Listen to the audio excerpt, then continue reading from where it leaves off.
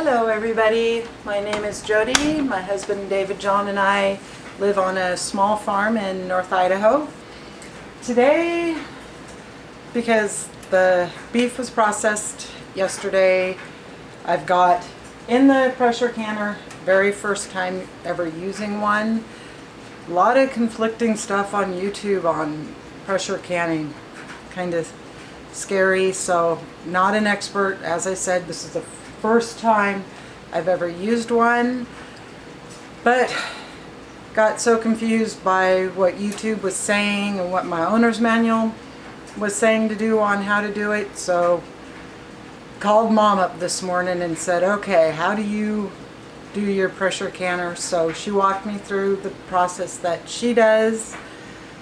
So the first round of beef is just about done, and the next, and I did that as a cold pack. When we get over there I'll show you that, but the next round is going to be chicken, and I'm doing that in a hot pack.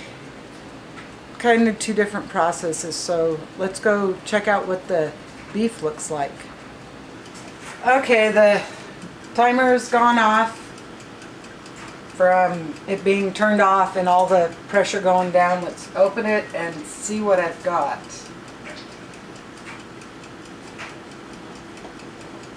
And it's opening nice and easy.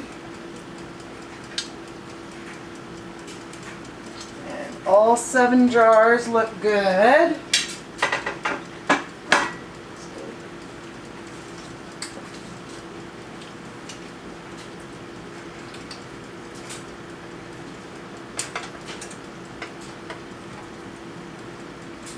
And there is 1 of 7 of beef.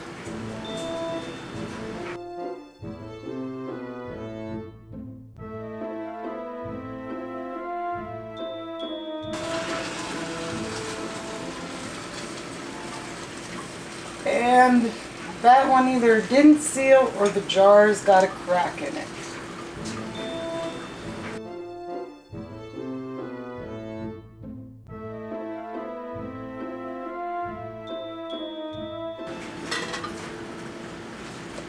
So this one won't be a complete waste because I'll let it cool and put it in the fridge, and as long as we eat it within the next week it will be fine. But definitely means I'm going to have to rinse this pot out before we go to the next step, so I'll be right back with you. So with a raw pack, you just take your warm jars, fill it with the beef or chicken to about the 1-inch head space, put your lids and rings on, no liquid added, and that's where my confusion and controversy was coming from. Turn this pot back on. Was because some of them were doing raw pack and then adding liquid, either all the way up or just a little bit, and according to the owner's manual on raw pack, don't add any liquid whatsoever. So, but this time I'm going to do a hot pack, and I've got my chicken par cooked here, and I have my stock, and if I need more I have the tomato juice I canned the other day hot and ready to go. I've got 3 quarts of water in my pressure canner. So let's get to getting these jars filled.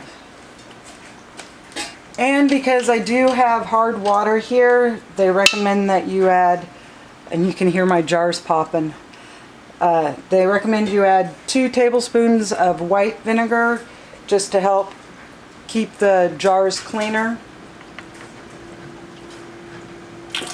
Okay, I'm going to pull the chicken that I just had staying warm out of the broth.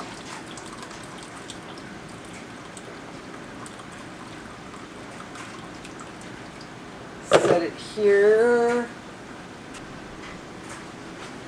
Okay, so I'm going to put this guy on there. Got a damp rag for wiping the ring.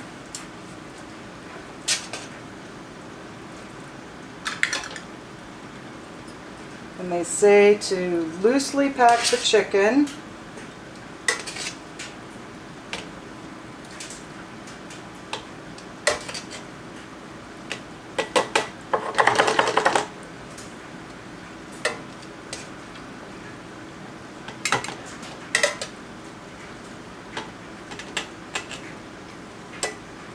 Not quite, a little bit more.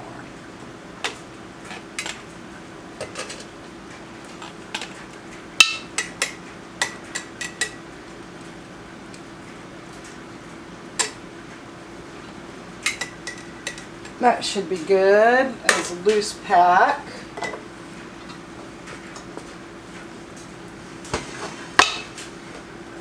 And then ladle your hot broth.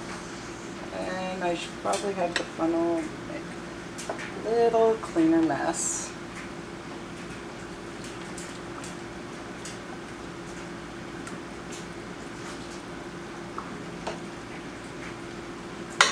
Okay, I'm gonna take my canning tool, work the sides to get air bubbles out.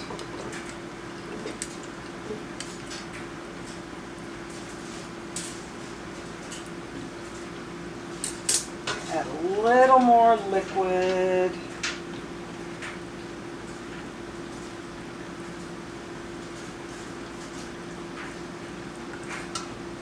That's about the 1¼ inch mark. Yeah.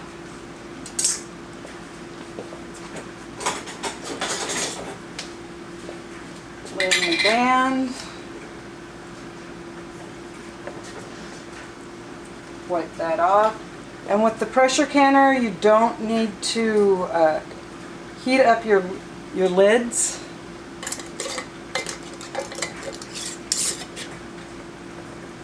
You go finger tight and into the pot.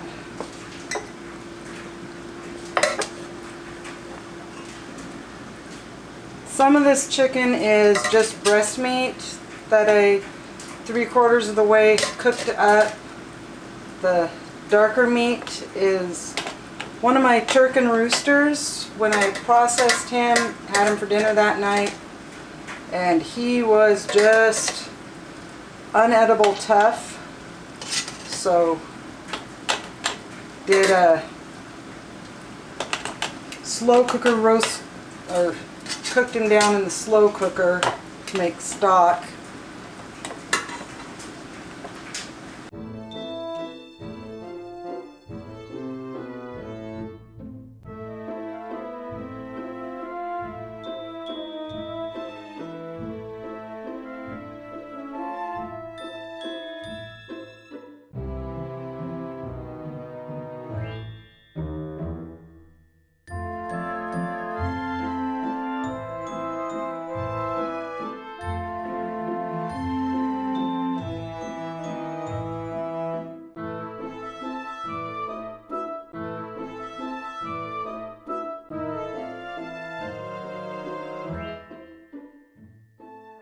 I'll just save the rest of this in the tomato juice.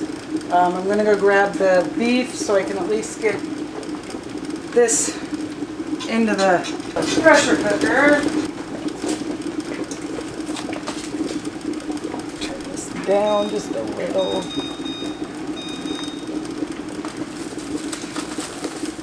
And this is the raw pack way.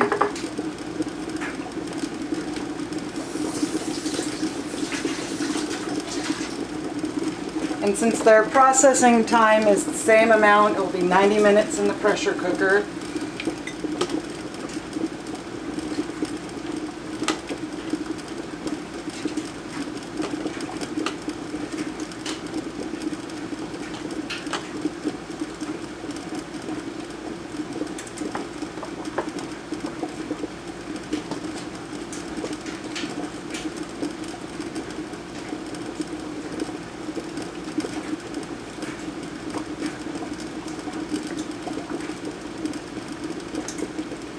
And you want about 1 inch head space. So I'm going to get these guys filled.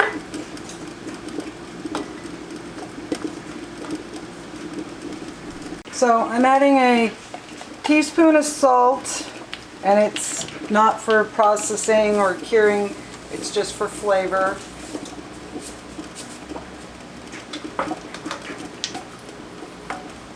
Re-wipe the rings, or the lid, rims.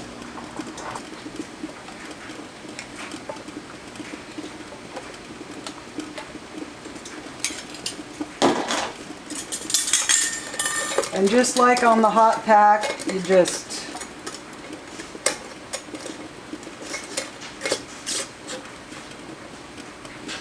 finger tight.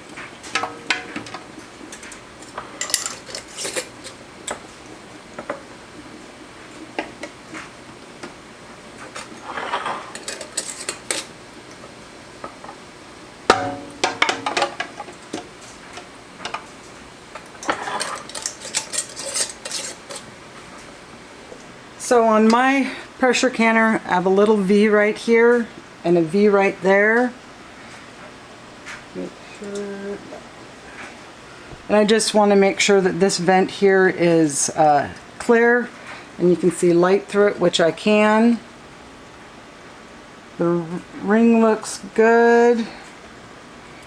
So we'll match up our V's.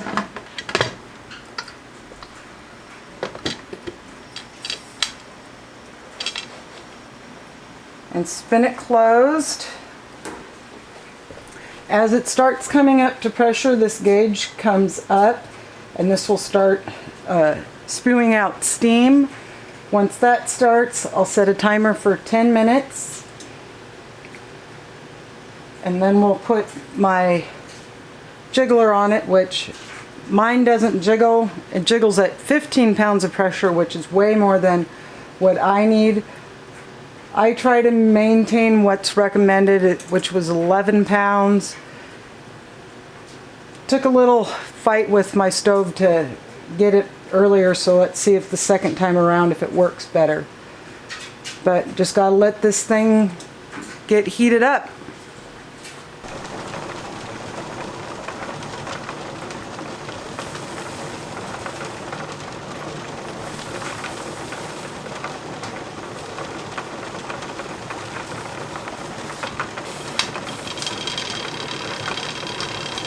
And as you see right here, it's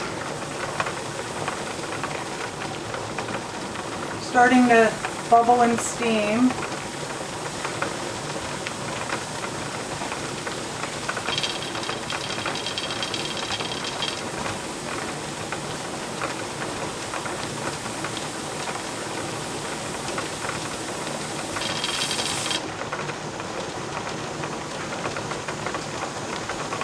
And just off camera, the pressure valve popped up. Now that I've got steam coming out really good, set my timer for 10 minutes, and then I'll put the jiggler on it and we'll get the pressure up in the can to the cooking temperature. As far as the leftover beef,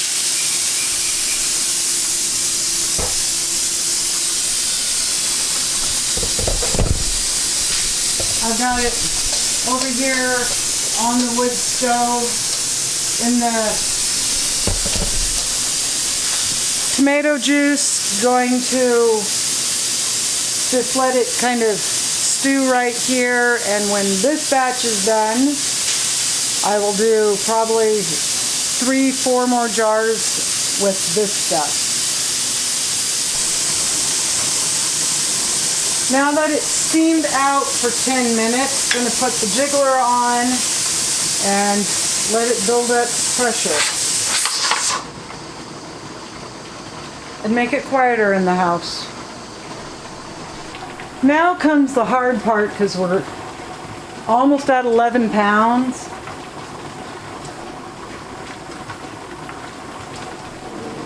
Over there. So instead of having both rings on my heat plate like I did on my first batch, I'm going to drop it down to 1.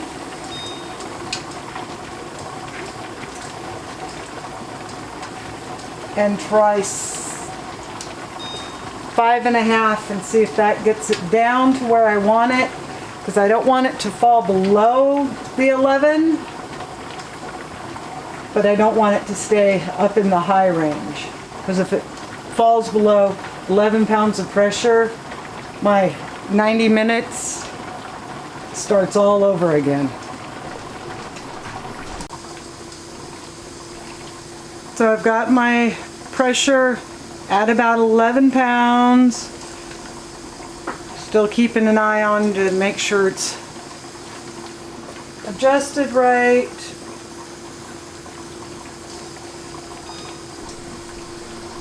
And now that I'm just at the point of watching it like a hawk to make sure it doesn't drop below this 11 pounds, I have the timer set for 1 hour and 30 minutes. Yes, this needs to process for 90 minutes. And as I'm doing this, I'm also proofing some sourdough bread.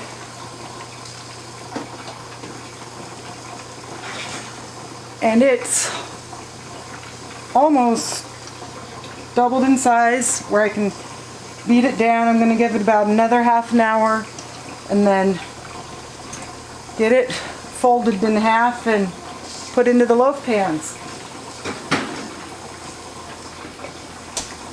for a second rising. Well, my bread's ready to get punched down and transferred into the pans.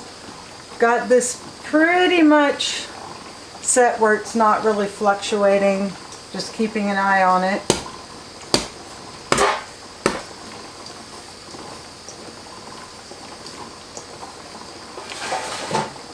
I should probably put a little flour down.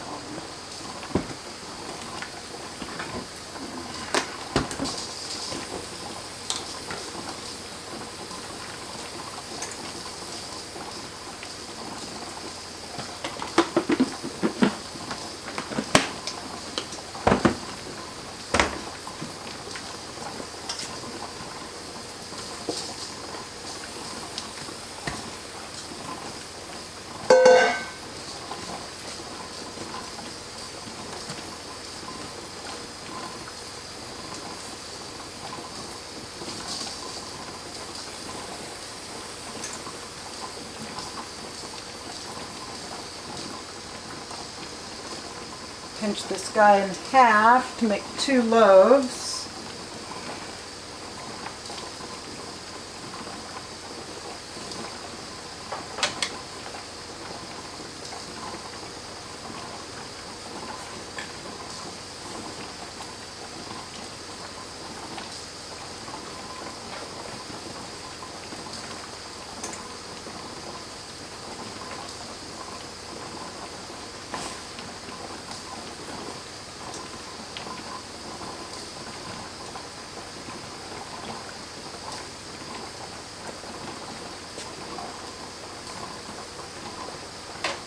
Get them back in the oven.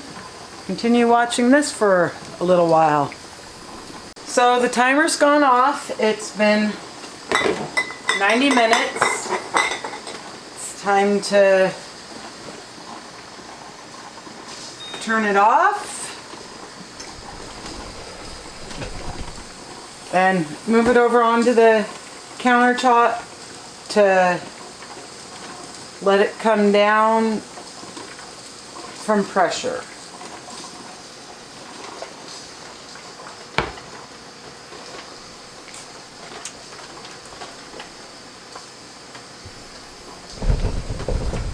So it will sit here, takes about 20-ish minutes to come down.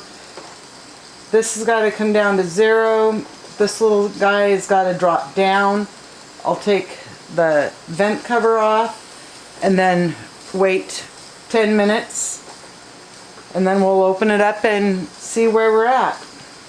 It has come down to quote-unquote 0-y pressure. The button right here that when there's pressure pops up has popped down. Take this guy off. Set my timer for 10 minutes. And then we'll come back and pull those jars out. Okay, so let's hope this opens just like the last time and see what we got.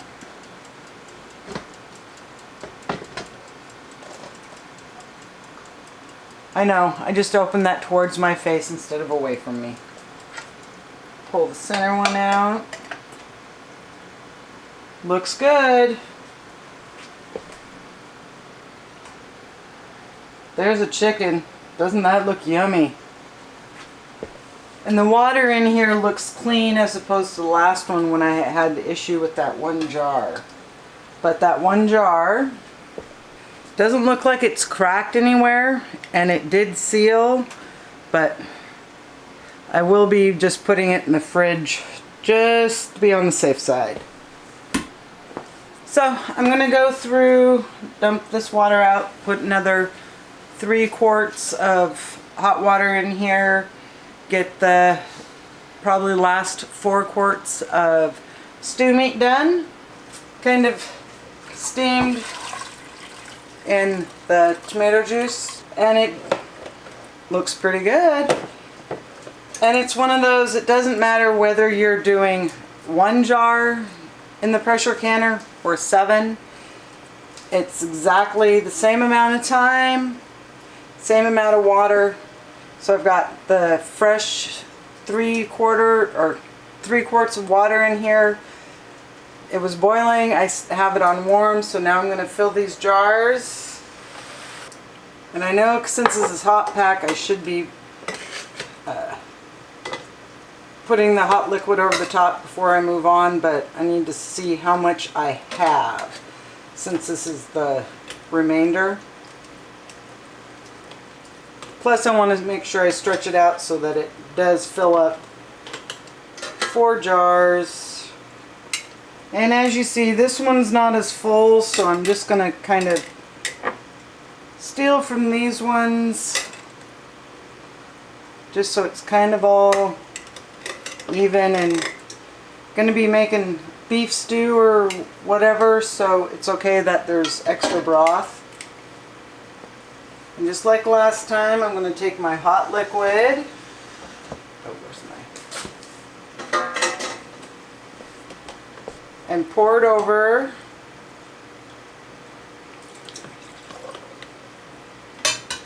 Looks good. Good.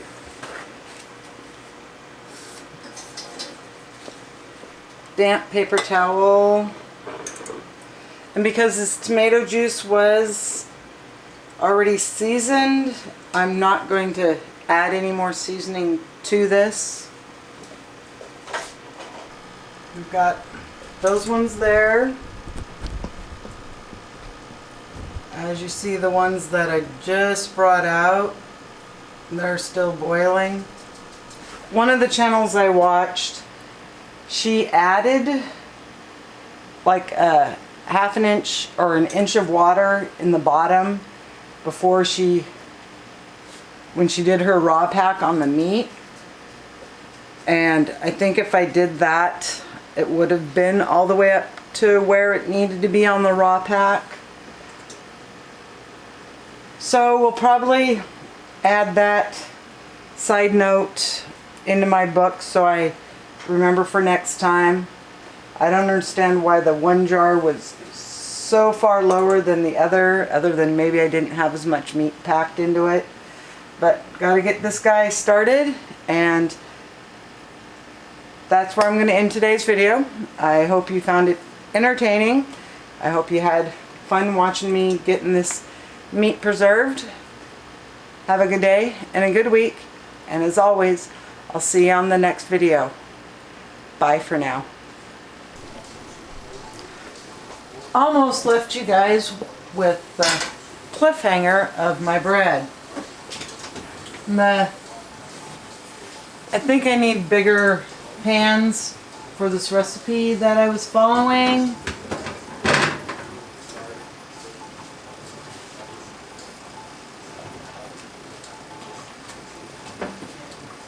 Or I should have split it into 3. But, because that one kind of morphed over.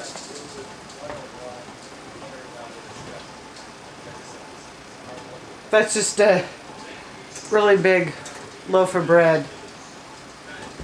So, wanted to show you that before we completely left this video. Final goodbye.